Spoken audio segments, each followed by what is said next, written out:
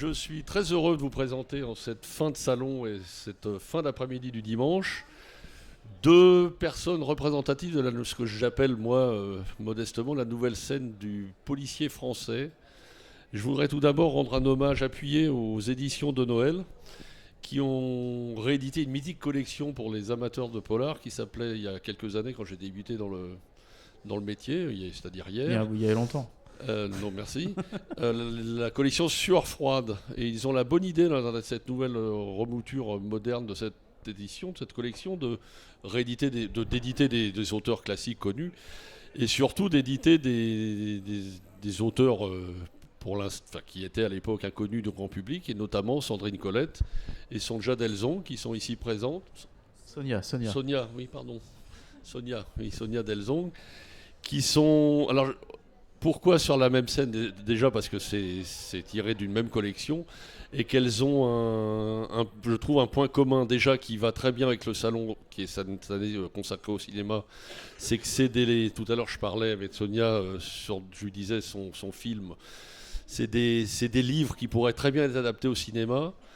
Et en plus de ça, ils ont un point commun, c'est qu'il y a un élément clé dans leurs livres et qui fait presque partie d'un personnage entier, c'est le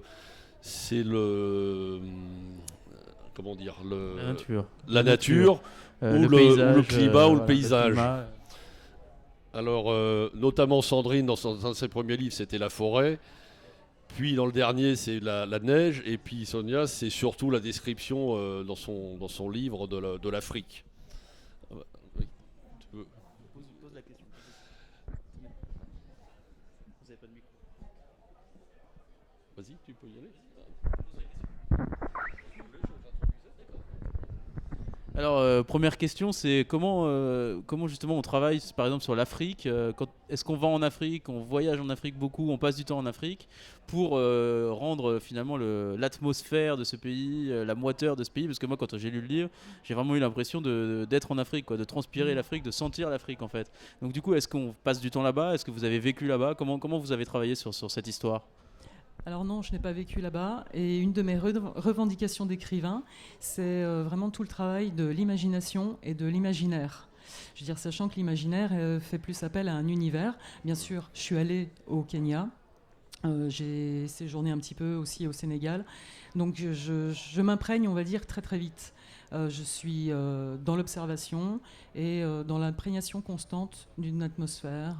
Ouais. Voilà. Donc ça m'a... C'est pour ça que je disais qu'on a vraiment, comme le disait David, on a vraiment l'impression d'y être, de sentir, comme je disais dans une de mes critiques, c'est un livre qui sue véritablement la moiteur de l'Afrique et tout ça, indépendamment de l'histoire. Bon, ils ont une particularité aussi, c'est que ce qu'ils écrivent, c'est pas forcément des bluettes, hein, comme on dit. Sont charmantes, tout bien, mais c'est vrai que c'est des livres, il faut un peu s'accrocher et tout ça, mais qui relatent en plus pour Dust des faits réels sur le trafic d'enfants albinos, mais c'est vrai qu'on a l'impression que ça fait quand même très reportage, en même temps très documenté, malgré l'histoire, je veux dire. C'est en effet documenté, mais je n'ai pas eu besoin de vivre en Afrique pour rendre tout ça. Ça, vraiment, j'insiste là-dessus, c'est le travail de l'écrivain, justement, de rendre une atmosphère sans forcément y être allé. Et c'est une question pour toutes les deux, mais comment on travaille avec le réel? Est-ce qu'il y a cet imaginaire, mais il y a aussi le réel? Il y a les vendanges dans un de vos livres, il y a tout ça, enfin tout cet imaginaire et tout ce réel qui s'imbrique. Qu'est-ce qui vous inspire finalement? Qu'est-ce qui nourrit votre imaginaire?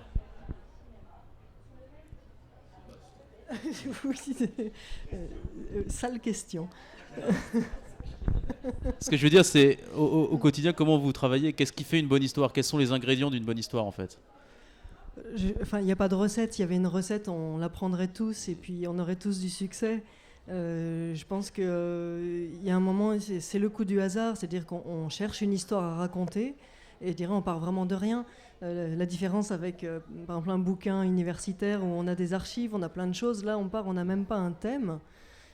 Et puis on attend que ça nous tombe dessus en quelque sorte et que des petites briques s'agglutinent les unes aux autres pour arriver à construire une histoire. Et moi je dirais, je suis comme Sonia de ce point de vue-là. La seule constante que j'ai, vraiment la seule exigence que j'ai du début à la fin, c'est l'atmosphère du livre. Oui. C'est vraiment du roman d'ambiance. Mais c'est vrai que cette atmosphère, cet roman d'ambiance, avec les personnages vraiment décrits, c'est vrai que j'y reviens là-dessus, l'élément naturel est très présent. Quoi. Je veux dire, moi pour avoir une référence cinématographique, Les Nœuds d'Acier, on est un peu dans Délivrance, quoi, de John Boorman. Quoi. C'est un peu ça, quoi. Cette ambiance un peu de forêt, c'est vraiment un personnage entier. Oui, mais c'est vrai que la nature, moi, il y a quelque chose qui me fascine et que j'essaye de rendre dans les livres, c'est que je me dis toujours que quand on est face à un tueur en série, on peut toujours espérer qu'un super commissaire ou l'armée même débarque et arrête le processus. Oui. Quand c'est la nature, vous pouvez juste soit prier, soit croiser les doigts et attendre que ça s'arrête. Et c'est cette espèce de puissance-là. Oui, c'est ce qui donne la puissance, la noirceur du récit et la tension dramatique. Ça revient aussi dans le dernier. C'est toujours cette tension-là où il a l'impression qu'effectivement, il n'y a pas d'issue. Quoi. Je veux dire, c'est ce qui rend la tension du livre à la fois inquiétante et passionnante, parce que ça change des récits habituels dans les deux. C'est que le Dust, c'est vrai que c'est sur une histoire... des événements qui existent vraiment, mais je veux dire, les autres, c'est vraiment l'ambiance et le truc. Il y a une qualité, je trouve, d'écriture littéraire, on dépasse, pour moi, dans les deux, le domaine du policier, quoi. C'est vraiment une ambiance qui est vraiment très cinématographique et qui fait qu'on est vraiment pris dedans, et c'est pas une énigme, un truc à savoir, comme dans certains romans, même avec des tueurs, c'est vraiment l'oppression de l'entourage qui est complète. Et comment quand vous disiez tout à l'heure la nature, le paysage, c'est important de mettre finalement l'humain et le personnage au cœur de cette immensité, comment vous travaillez là-dessus et pourquoi vous voulez finalement mettre vos héros au cœur de ces immensités, ces immenses problèmes de trafic d'enfants ou finalement la nature qui est oppressante? Pourquoi vous voulez leur faire ça à vos héros? Il faut bien leur trouver quelque chose. Si on leur donne pas un meurtrier ou quelque chose comme ça, il faut bien qu'on leur trouve un truc. Mais moi, ce qui m'intéresse, c'est d'aller chercher les limites, en fait, les limites de l'homme. Alors, les limites du mal ou les limites de ce jusqu'à quoi on est capable d'aller pour survivre, hein, parce qu'il y a beaucoup de ça aussi. Quand vous vous trouvez face à une nature déchaînée et qu'on peut rien faire, après, toutes les questions qui se posent sont celles-là. Savoir si on la joue solitaire, si on pense qu'à soi, si à un moment on va se dire qu'on peut s'en sortir qu'ensemble, quels sont les égoïsmes et les peurs et les frayeurs et finalement les... Oui, en fait, ils se retrouvent assez confrontés avec eux-mêmes, en fait. Hein. Oui, au final, oui. Au final, c'est ça, oui. C'est un combat contre soi-même et les éléments, en plus de l'intrigue ces choses en fait, qu'on ne va jamais chercher en soi, et il n'y a que dans ces situations-là qu'on peut comprendre de quoi on sera capable ou pas. Et donc voilà, c'est vraiment la question des limites que je vais chercher. Sonia, vous êtes d'accord avec ça Oui, alors je dirais que c'est peut-être plus flagrant chez Sandrine. Oui, c'est vrai.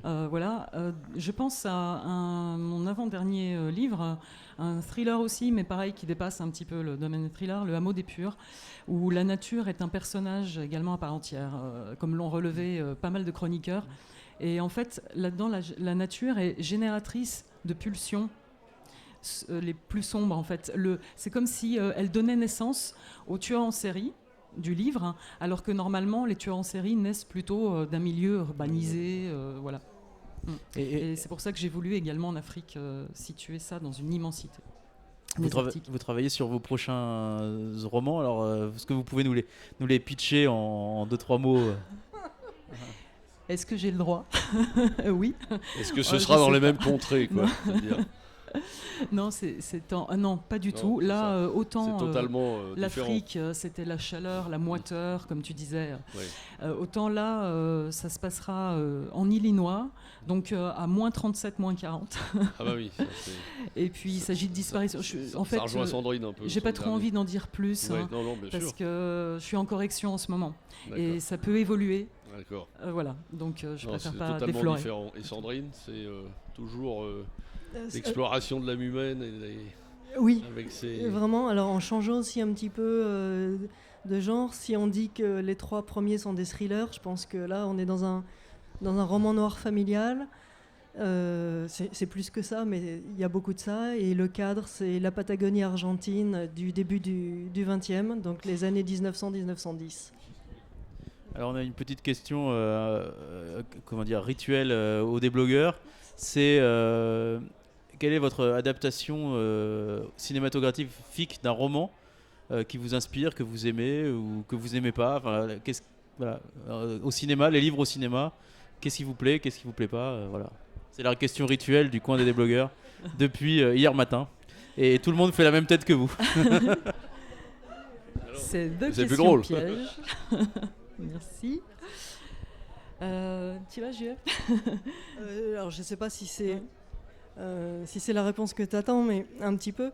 Je dirais que dans l'adaptation cinématographique, on sait que pour un auteur, c'est un peu le Graal, quoi, c'est la consécration, donc c'est le rêve. Je pense que ce qui est difficile pour l'auteur, c'est que, mais même pour un lecteur, hein, parce que moi en tant que lecteur, quand je vois un livre que j'ai adoré au cinéma, d'ailleurs j'y vais peu, on s'est construit des visages, des paysages, et qu'on va se confronter à quelque chose de différent qui ne correspond pas forcément, donc il faut rentrer dans un autre monde finalement à ce moment-là. Je trouve que c'est pas facile. Alors moyennant quoi, il y a un bouquin que j'avais beaucoup aimé qui est Shutter Island de Denis Lehan, et j'ai trouvé que le film était aussi assez top. Donc ça fait partie, je trouve, des bons exemples de réalisation adaptée. Alors. Oui, parce qu'effectivement, sur ce genre d'adaptation, l'auteur est un grand auteur et le cinéaste aussi. C'est un peu comme Shining de Kubrick, qui pour moi est un film remarquable, que Stephen King n'a jamais aimé.